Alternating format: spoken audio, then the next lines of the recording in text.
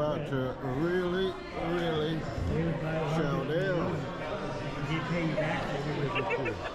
have to show me how to crack this lobster. We're going to figure it out together. In the resort town of Bar Harbor, Maine, we put on some plastic lobster bibs and enjoyed a lunch of fresh seafood that was caught from the surrounding waters and then cooked and served straight from the boat. We had never tackled a whole lobster before, but it was easy enough to figure out how to crack the shells, and in no time we were enjoying a delicious lunch of lobster and mussels.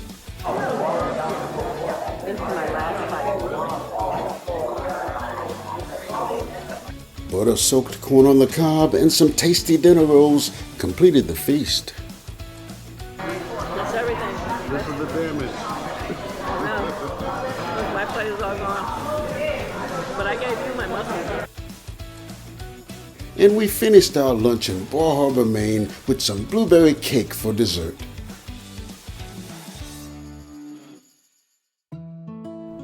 The highlight of our visit to Bar Harbor was a trip to Acadia National Park, located on Mount Desert Island along the coast of Maine. Known for its stunning natural beauty, Acadia National Park is a paradise for nature lovers and outdoor enthusiasts. Its diverse landscape includes mountains, forests, lakes, and ponds, along with breathtaking coastal views, granite cliffs, rocky shores, and pristine beaches. There's so much to see and do in Acadia National Park, but today our destination is Cadillac Mountain. Cadillac Mountain is the tallest peak on America's Atlantic coast. It's famous for spectacular sunrise and sunset views. It's a popular spot for tourists to witness the first sunrise in the U.S. during certain times of the year. Interestingly enough, Cadillac Mountain wasn't named after the car. Instead, the car and the mountain were named after a man, Antoine de Cadillac. He was a French explorer who received title to this island in the 1680s.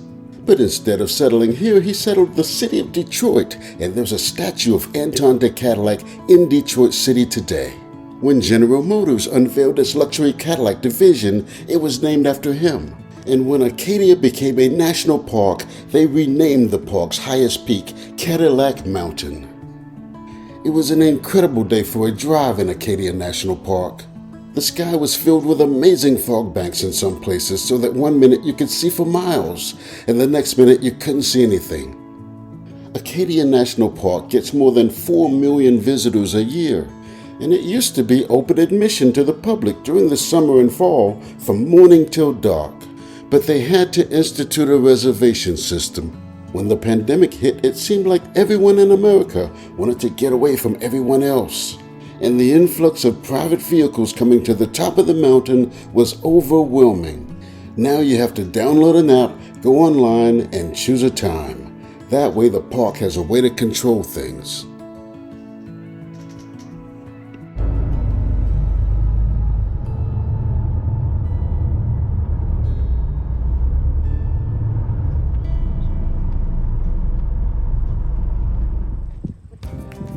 At 1,530 feet high, Cadillac is the tallest mountain on the eastern seaboard of the United States.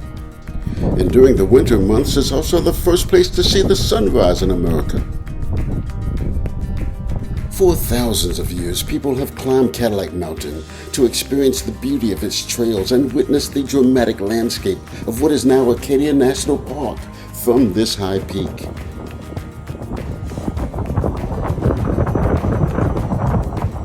Geologists have said that the soil on top of Cadillac Mountain is so shallow that trees are often just growing between cracks in the rocks. Shallow, dry soil and even the lack of soil in some areas, along with strong wind from the Atlantic Ocean and limited nutrients, makes the habitat on Cadillac Mountain inhospitable for many species. The plants and animals that do live here have adapted to be hardy and resilient. The summit of Cadillac Mountain provides a panoramic spectacle of Acadia National Park's diverse landscape, which includes the ocean, islands, and forested terrain. The summit is easily accessible by car, thanks to a well-maintained road leading to the top. There are also 4 hiking trails leading to the top of Cadillac, coming from the 4 compass directions, north, south, east, and west, with varying difficulties for hikers.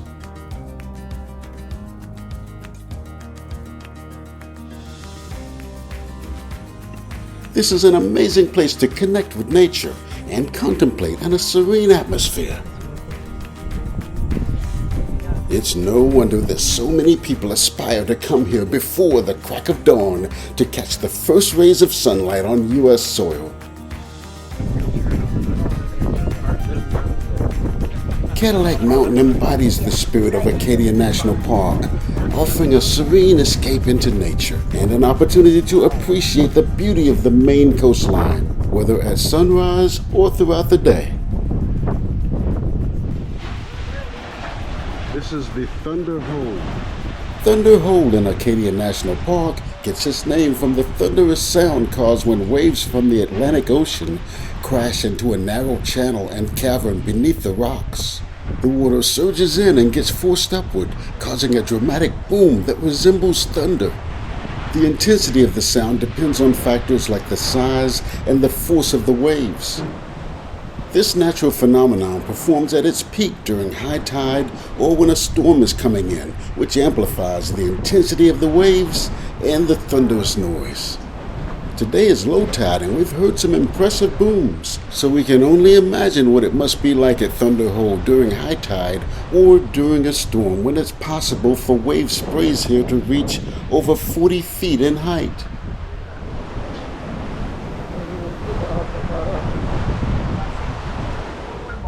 A beaver hut up there. And right below Door Mountain, look at those trees. My goodness, they're starting to show us a little bit of color. They're maples over there. Nice little band of early color along there.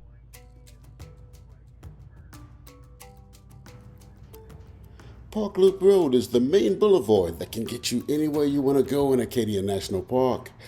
It's a 27-mile scenic drive that takes you along the coastline, the forest, and past beautiful lakes and mountains. There's also plenty of opportunities for wildlife viewing on Park Loop Road. But obviously you have a better chance of seeing more wildlife on the 158 miles of nature trails or the 45-mile network of carriage roads in Acadia National Park. White-tailed deer are all over the park. Beavers are another very active citizen of this island.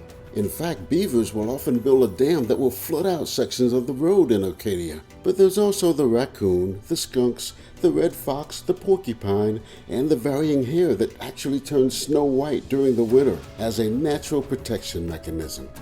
Much of the forest that exists today in Acadia regrew naturally after a great fire in 1947 that devastated Mount Desert Island.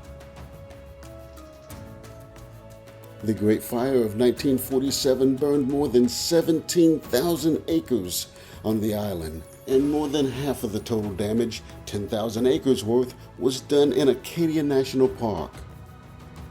The Great Fire marked a turning point for the island because so many of the grand summer cottages, largely built during the Gilded Age between 1880 and 1900, were lost in the fire and never rebuilt, and many of the seasonal residents never returned. John D. Rockefeller Jr. personally bought and donated 11,000 acres of forest, shoreland, and carriage roads to Acadia National Park. Other wealthy people who lived here also donated land to Acadia National Park, including the ones who lost their homes in the Great Fire and had decided not to come back. Today, Acadia National Park measures 50,000 acres, but it started out on a much smaller scale, with only 5,000 acres.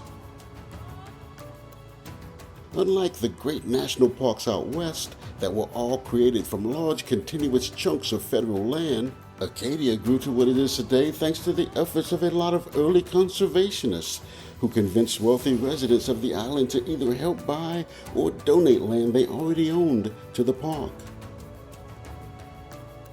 The park now makes up half the island's total acreage. but it's also the island's biggest tourist attraction as one of the most visited national parks in the United States.